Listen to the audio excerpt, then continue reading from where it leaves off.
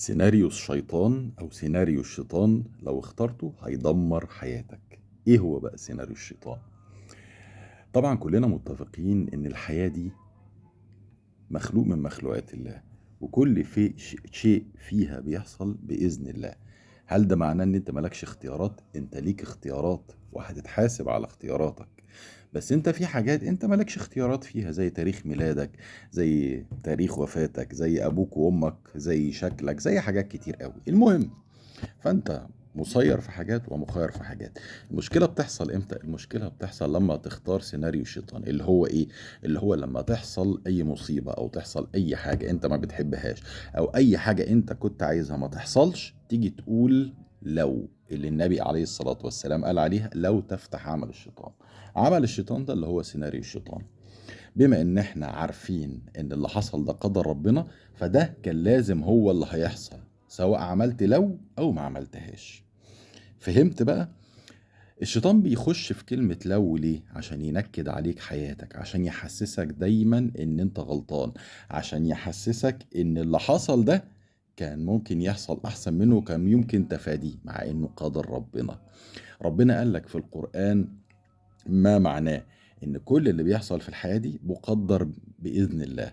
لازم عشان اي حاجة تحصل هي بإذن الله. فعشان يطمنك قال لك ايه؟ لكي لا تأسوا على ما فاتكم. بمعنى مهما عملت ومهما اتشقلبت، الحاجة اللي ما جاتلكش ما كانتش هتجيلك، والقدر او المصيبة او الابتلاء اللي جالك كان لازم هيجيلك مهما عملت. يبقى دور حضرتك ايه؟ تقول قدر الله وما شاء فعل. دي اللي فيها الخير كله وفيها الثواب كله. برضه ربنا حب يطمنك تاني وما يسيبكش للشيطان ولنفسك، فقال لك ايه؟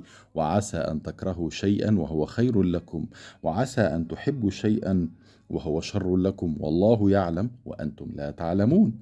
ربنا عارف كل حاجة، وبالتالي كل اللي ربنا بيختاره وبيأذنه بيحصل في الدنيا هو دايما للخير.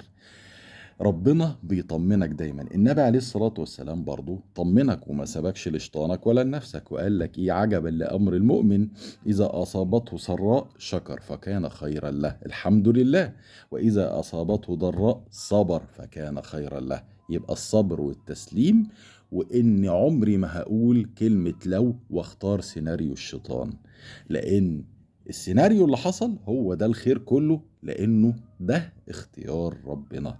فلو سمحت ما تقولش لو وتختار سيناريو الشيطان، لأنه هو غرضه الأساسي ينكد عليك ويزهقك ويقرفك وييأسك من رحمة ربنا، ويحسسك إن اللي ضاع منك هو ده اللي كان فيه الخير كله، مع إن ما أصابك لم يكن ليخطئك، وما أخطأك لم يكن ليصيبك، ورزقك هيجيلك هيجيلك.